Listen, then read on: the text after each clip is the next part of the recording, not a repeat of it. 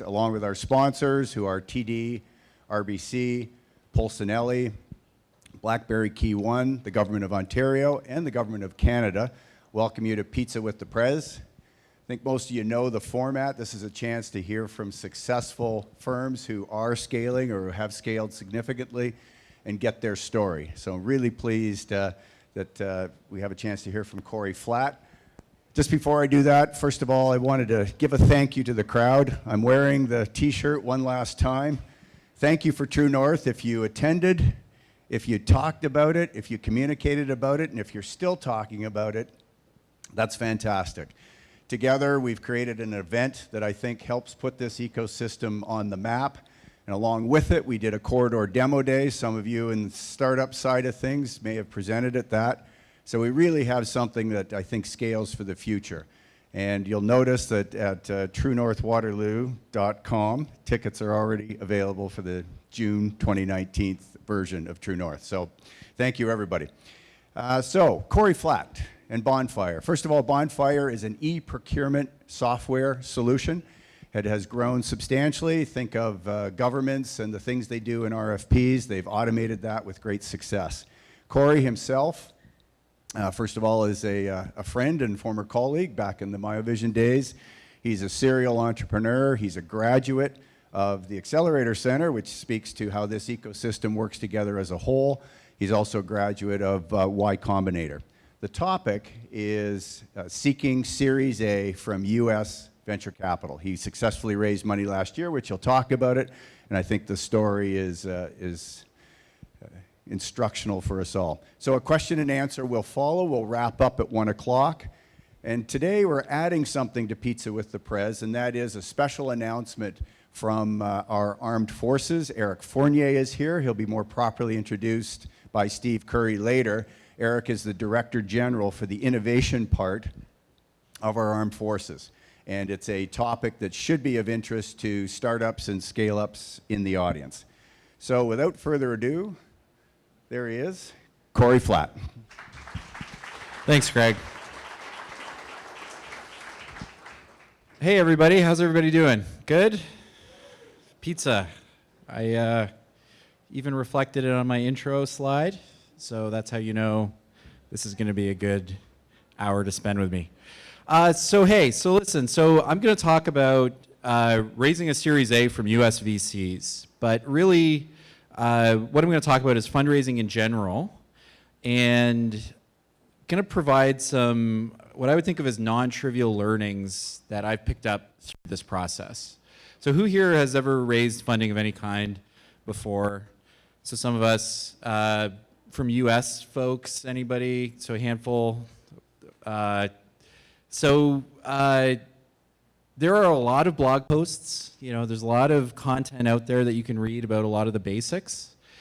And what I'm trying to share with you today is a view kind of from the inside, from someone who'd read all the blog posts and then was setting out to do it for real. So I think the US side of what we're going to talk about is really important, but the Series A part, whether you're raising seed capital, Series B capital, a lot of these lessons are going to remain constant.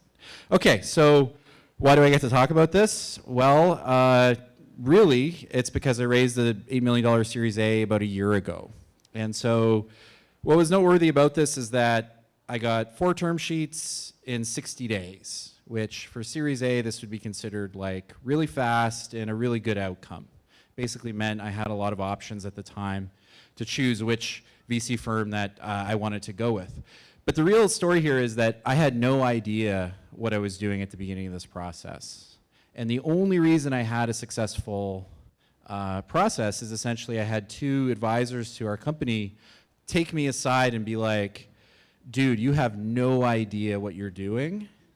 Like, you are going to crash and burn so hard. And like, write everything I'm about to tell you down. And so I did write it down. And then I'm sharing essentially those learnings with you on this slide, or sorry, in this deck. Okay. Why US, Corry, right? We're proudly Canadian. There's lots of great VCs in Canada. Really, this is why. This is 2017, the amount of VC cash invested. And I'm not even saying Canada versus US here.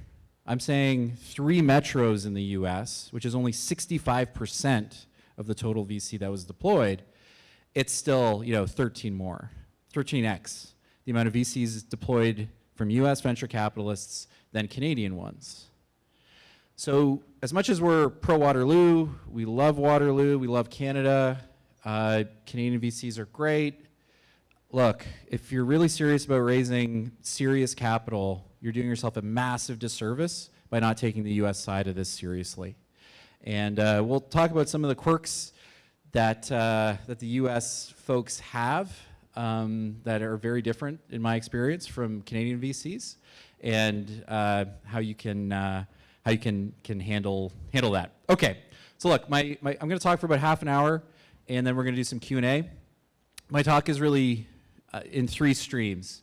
So first, I'm going to lay out for you in probably more detail than you've seen how you actually raise a Series A, like what the materials you need to do, and again, by extension, fundraise other rounds of funding too. Here's really practically, here are the tools, the raw ingredients that you need to do it.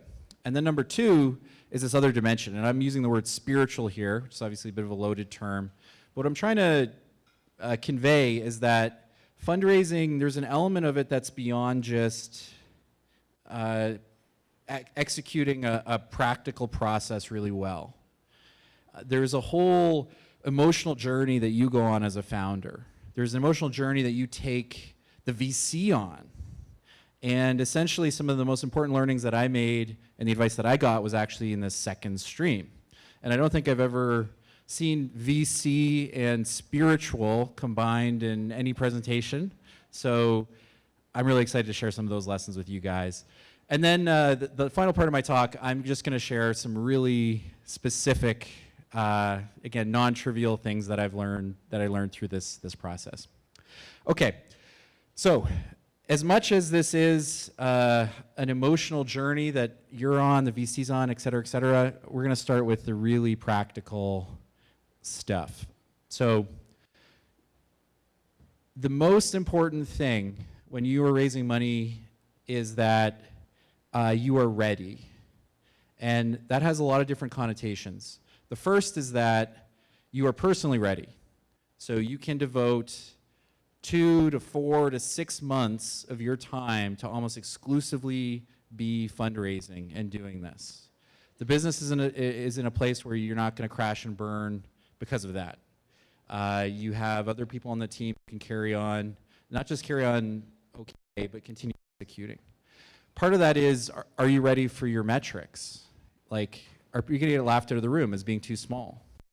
And depending on what you're doing, depending what round of funding it is, those metrics are all different. And so as a SaaS company, essentially, really what they care about is, hey, where's your recurring revenue at? And is it growing quickly? And as long as you're at least at 1.2 million US ARR and growing ideally north of 300% a year, great. You get a shot. If you're way off that though, you're not going to be successful. So this is like the classic dating advice. I'm sure you guys have heard this. It's the number one thing you can do to improve your dating life is don't be unattractive, right?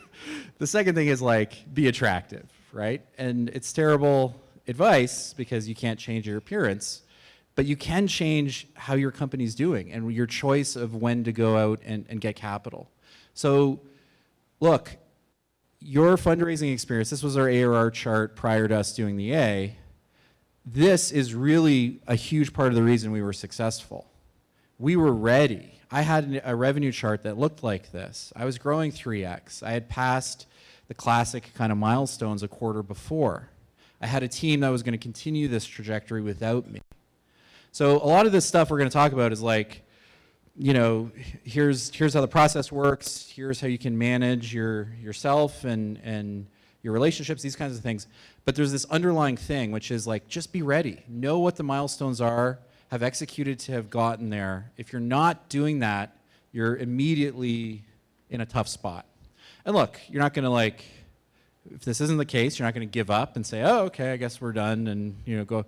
Still try to raise a Series A, for sure, if you need to keep your company going. But just be aware that the number one thing you can do to have success here is to just be a great company, right? This isn't about gaming investors. This is about just being great and finding the right way to tell your story. Okay. I love this. This was my biggest mistake. I thought I was fundraising way before I was fundraising. Meeting with some VCs here and there, keeping them in the loop. It's great. I'm developing relationships. And no, that's not fundraising. It's like being pregnant. You can't be kind of pregnant, right? You're either pregnant and then there's a clock, and after which you are not going to be pregnant anymore, 9 months later, or you're not pregnant. There is no in between. And the first kind of epiphany for me was someone sitting me down and being like, dude, not only are you not fundraising, you're basically causing a huge problem by having all these conversations with VCs before you're ready. Because you're basically, you've tricked yourself into believing that there is a good outcome that this is leading to. It's like, I have these 3 or 4 funds. They seem to really like me. They like our story. This is great. Of course one of these guys is going to invest, right? And to have these guys sit me down and be like, dude, no, you're not fundraising. You're complicating things. You've got to devote months of total effort into this to get a good outcome. Sure, you might get lucky, but can I swear? No, I guess this is, it's just like, there's a lot of profanity in this conversation. But hey, it got me to wake up. Okay, so here's a relatively random seeming tidbit, but you'll see this throughout. Look, as Canadians, we approach the way we talk about our companies, and this is a sweeping generalization, but I think it's largely true. It was true for me. The wrong way. We say, hey, look, we're working on this cool thing, and like, if we do these right things, oh man, this turns into something big. Isn't that exciting? The US is not like that. Even Y Combinator, right? They sat us down and literally said, you guys are way too effing Canadian. Here's how you got to talk about the business. You start with the hugest vision possible. And I'm not quibbling over Greg's great introduction, but it's like, shit, we're not e-procurement software doing this and this and this. It's like we're changing the way buyers and sellers find each other. Whoa, that's pretty exciting, right? And whoa, okay, that's cool. This was a huge, huge lesson. And again, it's something that you've got to be ready to tell this. And it seems random, like this is a very minor point in this flow, but it's not. You've got to know what the big vision is, and you've got to be comfortable leading with it and telling the story of how to get there. Okay, you have got to prep your materials up front, and there are a lot of materials that I'm going to share with you. This is going to feel so counterintuitive to the way you as a founder operate. Like, why on earth would I sit here and get all this shit together? I got stuff to do. I may not need it. Why should I do this, Corey? We're going to talk about that. But there's a lot of prep that you need to do. The final thing is, get spiritually ready. Fundraising is an absolute grind. Even for us, our seed round coming out of Y Combinator, right? You would think this is the easiest thing in the world. Even that was a grind. This, which process for me, which was successful enough that I get to tell you about it today, no, it was horrible. It was such a grind. And so part of being ready here is all this stuff, but just be aware, guys. This is not I'm going to try. Maybe it'll work out really easily, and maybe this handful of funds, including this really conservative Canadian VC, maybe it'll just all, no. You have got to take this super seriously, expect a battle, and we're going to talk a lot more about the spiritual stuff in a minute. Okay. Look, this is going to seem ultra detailed, and I'm not going to spend a ton of time on this. I'll share this deck with anyone else, and obviously I'll talk to anybody about this stuff, pay it forward. But here's what you need, and you need this well in advance of when you're actually fundraising. You need a hit list. What are the specific VC firms that you want to target in the US? By geo, by theme, which specific partner, who's making investments in the space? You need this. And don't be like me and think, well, they really like me. I got 4 or 5 guys. No, you need 40, 50 names at the top of this funnel. This is one of the most important things. You need to create this hit list, and we'll look at examples of this, and then basically figure out how you can get intros to every single name on that list, because you are going to end up pitching 25, 30 of these guys. Email scripts. man, I was so resistant to this idea. Like, what do you mean email scripts to do intros and stuff? That seems ridiculous. No, you're getting 50 emailed intros in like the span of a week, and in every single one, you have to hit them between the eyes and just rock it. So you will pre-write dozens of like email templates essentially that you're stitching together. You need a pitch deck. You need a short version, and it has to be amazing. And we'll talk about that in a second. Then you need the full version, which is essentially like as many slides as you can cram into this appendix. And we'll talk about that. You need a company cheat sheet just for yourself, and we'll talk about this. I actually didn't do this to my own chagrin. I learned that lesson the hard way. And you need an operating plan. Okay, so these are the materials you need before you even start out. And, oh yeah, and this is another one that I just totally resisted. Start making your data room early. And we'll talk about what a data room is in a second. Okay, so look, you gotta prep all this material ahead of time. And really, and we're gonna talk about this when it comes to the spiritual side of fundraising, but effectively, you need this prepared because every single interaction you have with every single one of these targets and the people introing you, you wanna have optimized the fuck out of. You don't wanna leave anything to chance. You want that email to be perfect. You wanna have slaved over exactly how you talk about yourself. This is serious stuff, right? You are gonna remove any variability that you can, and by having all of this ready, that helps you do that. Having this all ready also conveys momentum. How powerful is it when I have a kick-ass short version of the deck that I can send that I know is good? I'm not gonna not send you the deck. Yeah, here's the deck. Let's meet. As soon as you walk out of the meeting, hey, I shared with you the short deck. Do you want the big deck with all of the detail? You think about the VC on the other side, they're like, holy shit, Corey's like very organized. This is great. And hey, I also have a data room already spun up with our because I got funds who are at that stage. That's basically what you're implying by having all this stuff ready. So your ability to move people through the process quickly with like absolutely agonized over ammo is crucial. Okay. Here's the other reason why. This is like a classic fundraising process. You do some prep, you get an intro, you set up a first meeting or a coffee. There's some form of pitch, and I put it in quotations because a huge part of running a good process is essentially avoiding a formal pitch until kind of the last step, but we'll talk about that. Then you have the final partner pitch, at which point you start getting term sheets and you negotiate them, you sign a term sheet. There's diligence, sometimes a lot of it, and then there's a close.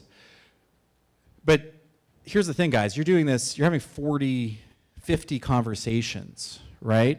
So some guys are going early. Some guys are going late. Keeping track of who's where.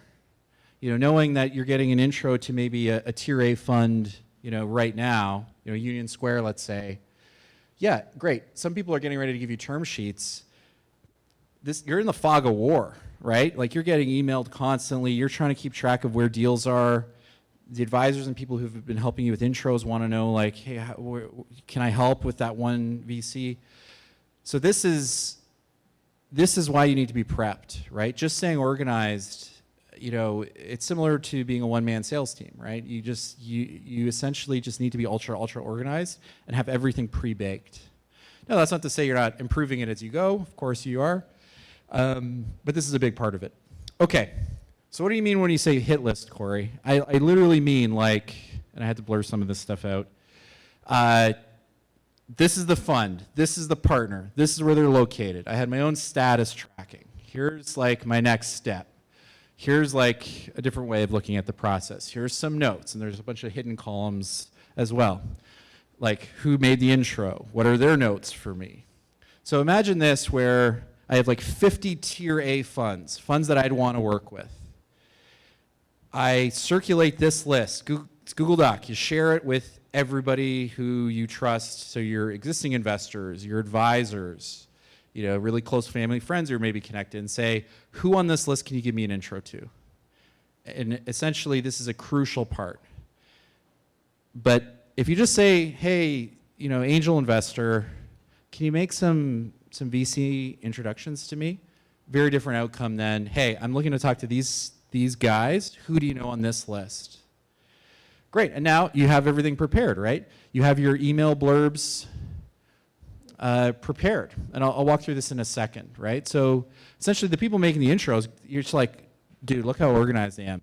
Here's what you send them. You know, I'll respond within 30 seconds of that intro being made, whether it's 2 in the morning or, you know, anytime. You're just so on the ball because you're prepped. By the way, you have a tier 2 tab. That's probably another 20 or 30 VC funds that you don't really want to work with all that much, but you need to do your round, so you're probably going to spend some time with those guys too. So getting this together, right? Every single one of these names, sure, some of them I had met already or maybe during my seed round, but a lot of them I just had to sit down and say, wow, really, this fund seems like a good alignment theme-wise, and within that fund, this partner seems good. Okay, and then, hey, who in my existing network knows this guy? Go on LinkedIn, check him out. Oh, hey, I have like a cousin's connected with him. Oh, that's cool. Okay, I haven't talked to the cousin in 10 years, but would you mind introing me? Here's the blurb. Off you go. So this is super important, guys. And again, really easy to just kind of treat this like for chance. You leave it to chance, but don't. Really lock this in. Here's an example of the kind of email templates you're going to pre-write. And look, guys, this all seems really silly. A lot of the stuff I'm going to say just seems so over-indexed and so like overly detailed. I think you're going to be surprised. Like one of the things is I'm literally going to tell you to buy 5 versions of the exact same outfit that you are going to wear to all of these meetings. That's how hyper-optimized I'm advising you to be here. Okay, so you're going to write out all of these emails. And here is my blurb, which I look at now and I just like cringe because it's so long and not good. But it was good enough, I guess. So here's what we do, right? And some quick facts and some whatever. But I'll share all this after the fact. I'll have my email if you want to see this. You know, Lemkin, Jason Lemkin.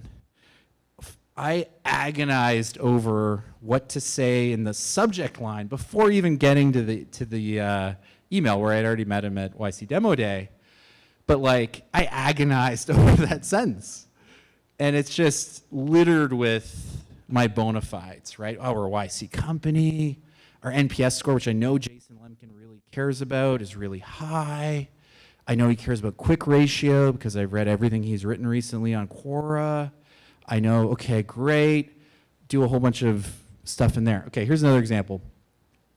So get an intro from one of the guys at Funders Club who is a seed investor.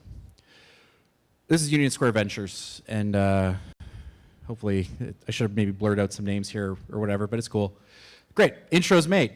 And you should always expect a double trigger intro where the person reaching out to the investor is going to say, hey, here's the blurb, here's our story, Mr. VC, do you want an intro to Corry? And they're going to say yes. And then they're going to say, hey, you both have contacts, go ahead. Like, check out this email that I write back to this guy, right? This is like, it took me hours probably to write this email, which normally I would say don't wait that long to respond. But in this case, it was like, it worked out. It's like, hey, John, I was talking to like someone at Spark who's another, it was a Boston VC, but they invest a lot together. It's like, great. So I'm talking to someone else, another VC that you really like and like to co-invest with, and he said we should talk as well, right? So it's like, oh, okay. And hey, I'm going to be in New York next week. Do you have some availability? And hey, by the way, you guys are in Kick first, marketing guy, and like, hey, so I know you guys are great. By the way, here's the deck. Let's talk, right? So like this level of detail, guys, where you are working so hard to create connection and impress upon the investor your bona fides, super important. You're trying to cut to the chase here. And in this case, okay, I had some unfair advantages maybe because I had been at Kick and I just had happened to work with or met with Andrew the week or the day before, I guess. But this amount of detail in every response you write is the work. I basically just edited my existing template to include this stuff, right? But if you're sending 10 of these emails a day, you really, really need to have it dialed in. Oh my God, the deck, the pitch deck. Okay, these are the 20 versions of version 5 of my pitch deck.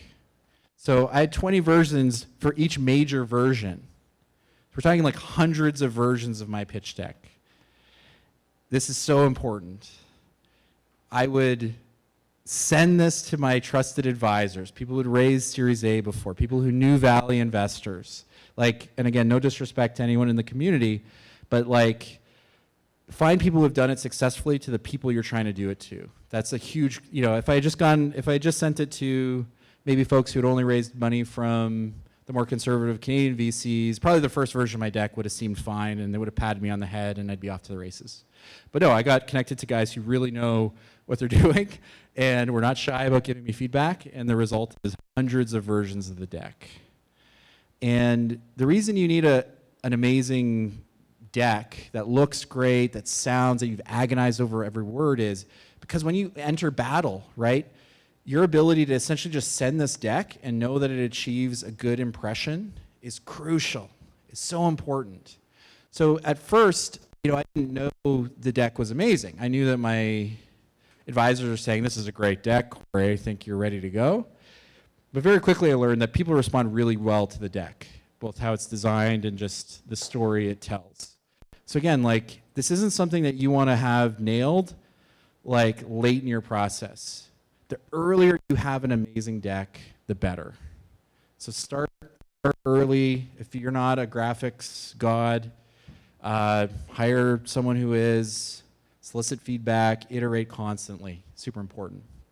Okay, I didn't do this company cheat sheet, but I strongly recommend it. So think about how silly this seems from the outside. So this was told to me, it's like, look, you need like an 8.5, 11 sheet of paper with like 8-point font of basically every number in your business. Everything that someone could potentially ask you. How much did you spend on salaries, on go-to-market salaries last quarter? Shit, even now I don't know. I'd ask my CFO, whatever. No, in a fundraising scenario, you want to know that number. So the way that was recommended to me, and I didn't do this and I got burned, is put all of that onto an 8.5 by 11 sheet of paper. So that in all the flights that you're going to do, crisscrossing the US, you're basically going to live on a plane for 2 months, you are just pouring over this detail so that it's there ready for you. And so I didn't do this, and I got caught a bunch of times where there was a number that maybe I should have known, or maybe it was completely unrealistic to expect that I know, but man, if I had known, that would have impressed them, and that would have built my stature in the relationship. So I didn't do this, but I think you should. Have an operating plan. And look, guys, this is, we all know, anyone who's founded a business knows these operating plans are like, you know, 3-year plans, who cares? That's not what I'm talking about here. I'm talking about something that is what you think is probably realistic, gross it up 20 or 30%, so it's maybe a little bit more exciting. Find a way to very quickly kind of convey it. And I completely unabashedly stole this format from another startup who had done a Series A couple years ago. This is super important. We're going to give you a lot of money, Corry. What are you going to do? Oh, it's this. It looks pretty. It's great. Data room. It's like, what is a data room?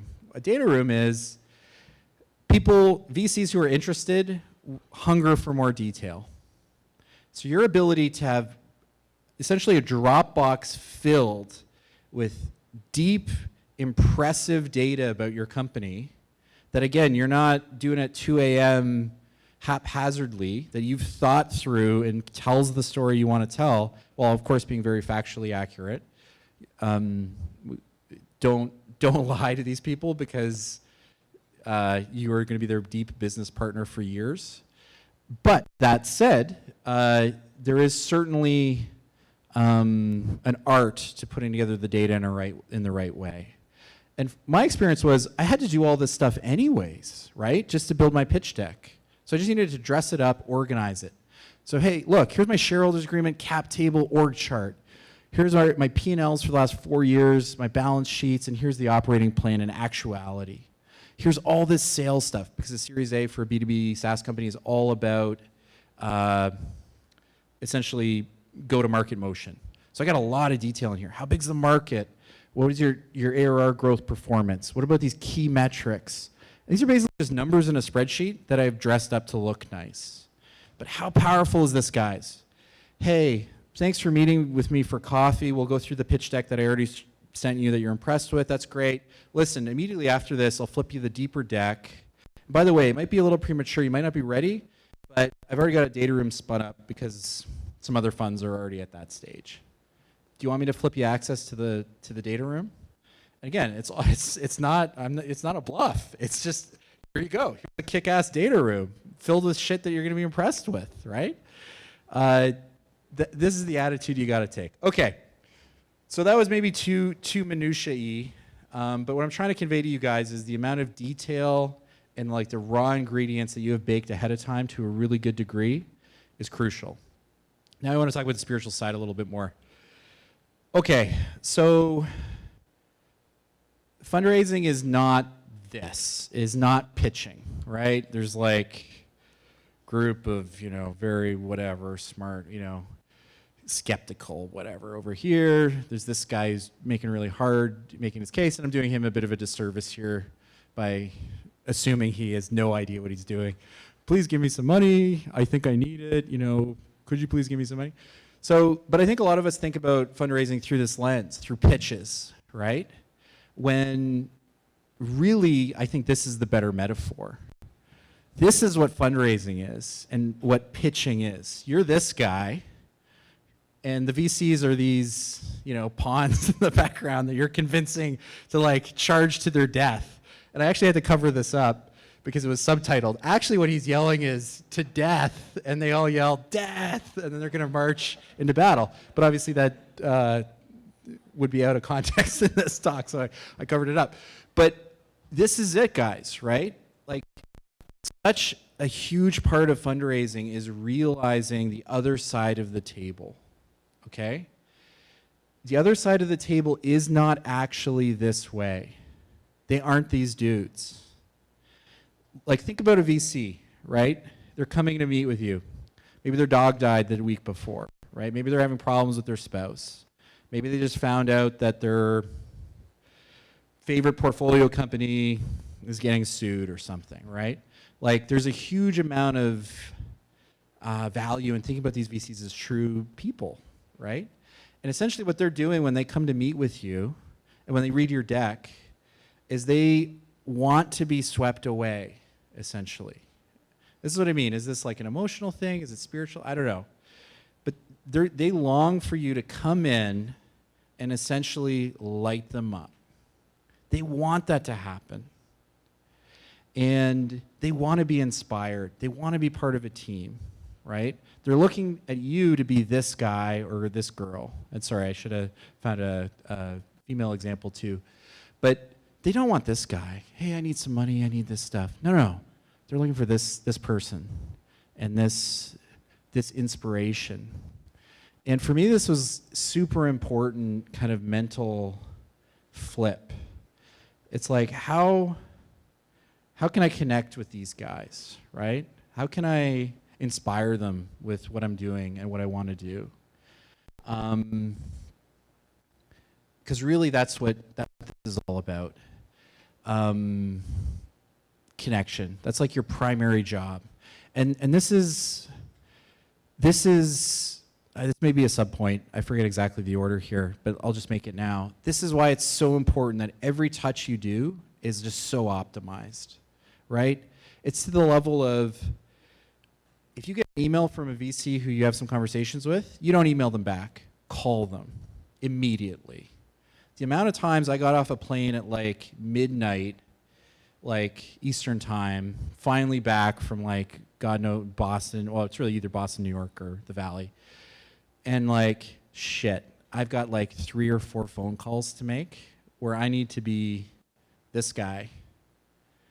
Oof, that's a grind. You're exhausted. You just got told no by, remember there's 50. And even for me, I had 50 and I still only got 4 term sheets. Wow, that's a lot of, you know what, Corry, we're interested, but it's maybe a little early for us, or like, doesn't matter. There's a lot of no, there's a lot of grinding. So every interaction you have, right, you are essentially trying to sweep these guys away. And your energy, your attention to detail, that's why these things are so crucial. And I see I'm a little over time already, so we'll wrap up. So guys, manage your energy. You're trying to connect. You're trying to sweep people away. You're trying to inspire people. These aren't just bags of money you're trying to convince. These people want to believe, and they're going to become your close business partners. You know, this is the mental framework. So for me, like, what does managing my energy mean? Well, if you have a significant other or a spouse, sit them down and say, listen, this next couple months is going to suck. I'm going to live on a plane. I'm going to be really grumpy. I'm probably going to gain 20 pounds. You know, it's not, this is going to be a grind. But I need you to support me. Or hopefully it's not a but. It's, oh, okay, I'll support you. Okay, great. But crucial, right? And I mean, I did my A. We had essentially a newborn, right? It was a crazy, crazy time. And I'm very indebted to my wife. Be good to yourself, right? I get it. Your seed stage, you're going to stay in like the homeless guy's box that he listed on Airbnb because you're trying to save money, whatever. You're going to take the absolute worst flights, sit in the worst. I get it. That's not sustainable on a 2-month crazy push like you have to endure. So you know what? It's okay to stay in a 3-star hotel. It's okay not to take a red eye. You know, a lot of this is basic stuff, but given this is an absolute crazy death march grind that you're embarking on, this stuff really does help. This is really important to me. Like, through this process, you get galvanized, right? Enough people say, nah, I don't see it, Corry, you know, or whatever. I don't know, this is my nature. Eventually it just becomes like, the problem's with you, man. I don't know. I'm pretty effing excited about what we're doing, and this is going great. And so through this process, I think one of the coolest things that happens to you as a founder is you do start off a little bit tentative. Even if you're totally prepped and you're ready to go, you're getting great advice, I don't know. But by the end of it, you're like breathing fire, right? You're bulletproof. You can just destroy. It doesn't bother you when these guys say no. And I think most of us are being honest. When investors say no to us, potential investors, it does bother us, right? That hits us. You could believe a lot in what you're doing, but so-and-so doesn't. No, by the end of this process, you believe and you are prouder. And I think this is one of the best things that comes out of the Series A. So look, buy 5 copies of a Series A outfit.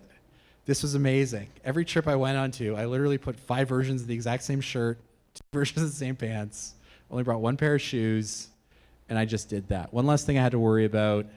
I thought I looked great in the outfit. You know, it's great. I was more confident because of it. I'm not like trying to make these decisions as I'm rushing from the hotel room. So again, it seems really silly, right? But that's the level of which you're trying to optimize this process. Get a pump-up mix. Okay, we've been talking about, you know, you're the guy rallying the troops. Part of this is formidableness. Are you formidable? So the founder of YC is a guy named Paul Graham. And he has this great quote. So someone asked Paul Graham why he made this other guy, Sam, essentially the new leader of YC. And so Paul's response was, if I parachuted Sam naked onto an island of cannibals and I came back a year later, he'd be their king. And that is formidableness. And look, we all have imposter syndrome, right? We're all, you know, we all have confidence of varying degrees, varying times. But it's so crucial that during this process, you are communicating how strong you are, how gritty you are.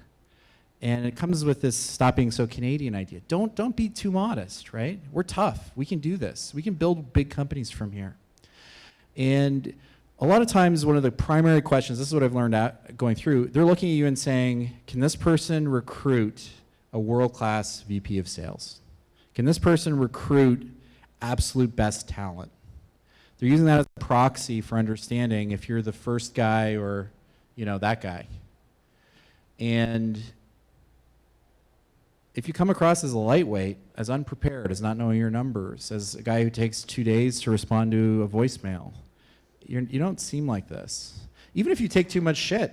I mean, this is obviously a fine line.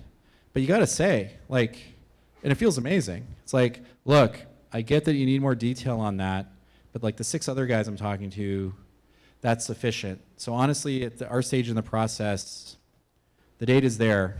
If you think it's insufficient, okay, fair enough. But it's sufficient for other people. Like your ability to say that, and obviously you can't be bluffing, so you need the reality to reflect that, but you have to be that assertive sometimes. And as Canadians, again, just as a huge generalization, sometimes that's hard. Okay, guys. So look, that's the bulk of it. Looks like I'm over time already, so we'll flip to a Q&A. I'll just throw this up here really quickly, and then conclude. So, U.S. guys will ask you for sure these 5 questions or so, 100% of them, in multiple engagements. How's this going to be a billion-dollar company in 5 years? Where are you going to base your sometimes company, sometimes sales team? Because really, how are you going to build a billion-dollar company from Waterloo, right? So everyone knows Waterloo. Everyone thinks Waterloo is great for technical talent. But how are you going to build a billion-dollar company in 5 years here, right? And there's great answers to this that you, again, write out and rehearse because it's so important that you nail these questions. So, and essentially the answer is like, again, be assertive. You're wrong. You can build a world-class team in Waterloo. Vidyard's doing it. Sandvine did it. Shit, a lot of companies are doing it. You're wrong. It's like nothing will get a VC to lean in more than telling them they're wrong. Again, can't be a bluff, but yeah, absolutely. Okay, super important. Practice on those tier 2 firms first, right? Before you pitch Sequoia, you want to have gone through a bunch of funds no one's ever heard of, right? And tried them on for size. And by the way, Sequoia won't fund you unless you move to the Valley, which is actually a question we got a lot. Hey, will you move the management team to the Valley, Corry? We'll give you a term sheet if you're willing to do that. It's like, no, we're not going to move to the Valley. Like, okay. I mean, if that was the only offer, I still think we would say no. Yeah. But look, you're not going to be great at this when you start, but by the end of it, you will be great. So you don't want to learn on your best opportunities and your most exciting opportunities. Start as big as possible with your vision, work backwards. We talked about that. Manage optics. This was amazing for us. Okay, so this sounds like very gamey and very like cheesy maybe. So when you're fundraising and you're passing over, let's say, the end of a quarter, and the VCs know that, all of a sudden this really important question becomes, how did we do? How did the quarter end? And if your curve has been going like this, and then all of a sudden it starts plateauing, not a good sign. So for us, this was awesome. So the curve's going up, and we would have had a good quarter anyways, and we had to give a crazy discount to get this deal in on time, but we brought a huge deal in, right? And so all these VCs who I'm at varying parts of the process with who are asking me, like, so where'd the quarter end up? It's like, oh, we effing nailed it. Look at this. And hey, you know how you were worried about our deal size maybe being too small? This is like a $200,000 deal. So for us, it was just, again, I'm not saying you should engineer this, right? You can try to be too clever, but the general idea is that as soon as you engage with these guys, as soon as you give them that one set of numbers, an amount of time is going to pass, and they are going to continually ask you to understand what's going on during that period. And so continued execution with, not even just continued, but the more you can do to ramp up during that period, the better. Final point, and this caught me off guard, we ran an ultra-tight process with really good funds, and I think the diligence took longer than the initial fundraise. Don't worry about this until you've signed a term sheet, but can you provide a copy of all public remarks that any executive of your company has ever made in the last 5 years? It's like, okay, we'll try. I don't know. Just crazy amounts of diligence happen between the term sheet being signed and the actual money closing. And until the money closes, you're not done. Okay, so listen, guys, so that's it. There's a lot of practical stuff I've jammed in here. Hopefully that would be more useful than just another blog post that's like saying some general stuff. And I think that spiritual component of how you should think about yourself and these engagements, I think was really valuable to me. Feel free to email me at this address. I'm happy. The only reason I was able to do this is because I had guys who'd done this multiple times, like raised hundreds of millions of dollars of VC from the Valley and Boston, New York, like drill this stuff in my head. And so the extent to which I can pay it forward to anyone else, I'm very happy to do that. So feel free to email me, and I'll give you a copy of these slides and whatever we can talk. Okay, that's it.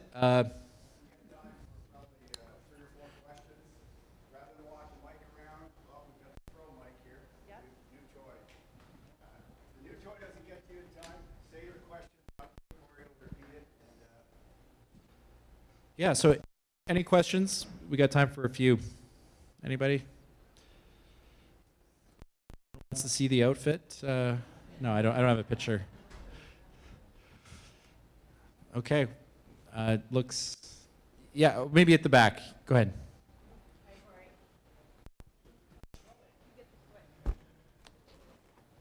So you were talking about going to, it is a mic. You were talking about going to other investors, not necessarily Sequoia first. What happens when one of those investors says, hey, Corry, love your company, want to invest $2 million, not $8 million, or $6 million, not $8 million?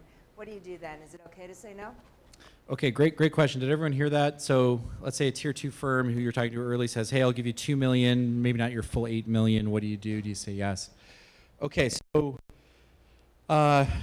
this happened to us in two different forms, and essentially this is a huge positive because it means you have a term sheet coming, and as soon as you know that, you do circle back to the folks who are interested, and you basically say, look, this isn't an auction. I'm not just looking for, the cheapest money or whatever. I'm looking for a true partner, but just so you know, the train started leaving the station.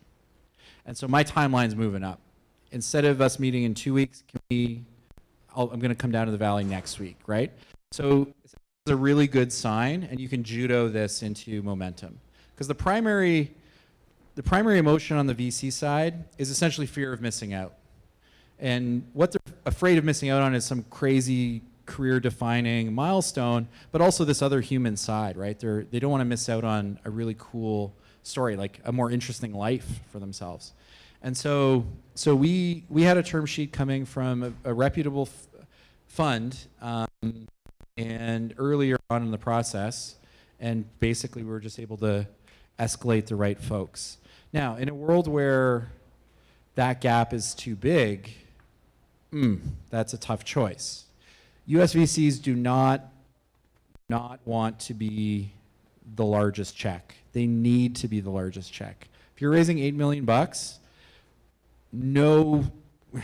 a huge sweeping generalization, almost no US VC, reputable, tier 1 VC is going to want less than $6 million of that $8 million, because they need it. They need to own 20% or so of your company.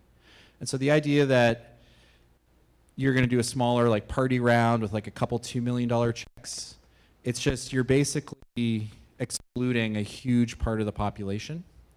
And so you can do around that way, absolutely. At the end of the day, money is money. But just know that if you prematurely take that offer, you're painting yourself into a bit of a corner. But I think it's a great sign. Fear of missing out is the primary momentum builder in this whole process. Yeah, any other questions? Go ahead.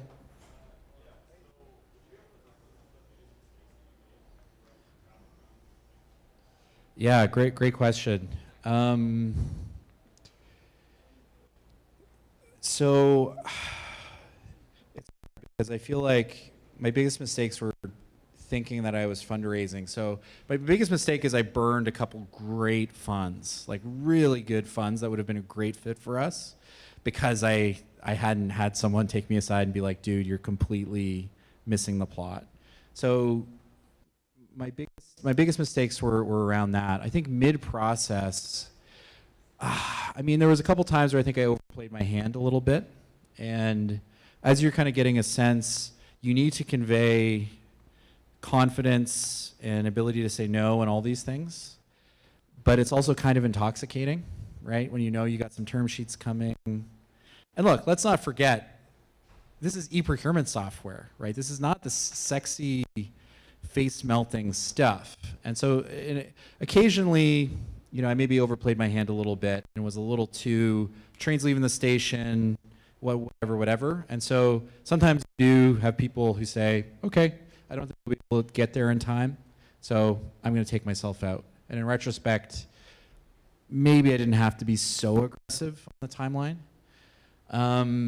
There were times where I just my energy wasn't there. Basically, for the pitches themselves, I just didn't do a great job. So sometimes that's prep. I should have known that they really cared about these things before I pitched the partners. One time I had just tried to book three pitches in a day. And sorry, when I say pitches, I mean the final partner pitches, which normally you will have met with the partner who's trying to bring you in a couple times by then. And so I ended up being a little bit late, and so I was flustered. And,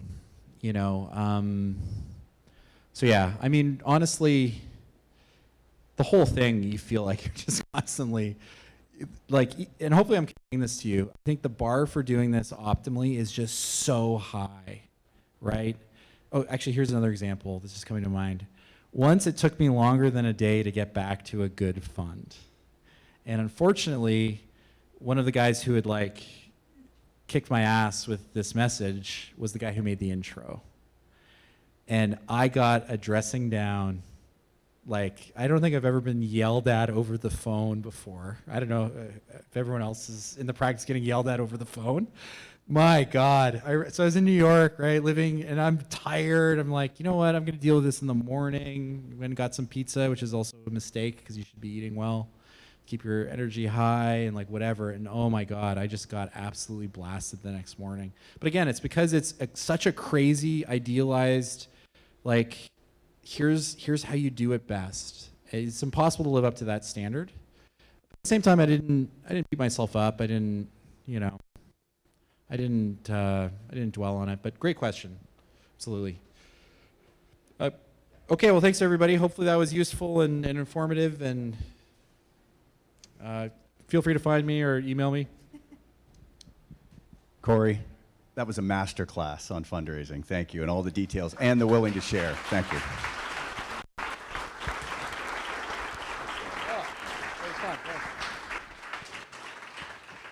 I will just thank our sponsors, and I will bring up my colleague Steve Curry. So on behalf of TD, RBC, Polsinelli, Blackberry Key 1, Government of Ontario, and the Government of Canada, thank you all for coming. And one more time for Corry, please. That was outstanding. So with that, my colleague Steve Curry.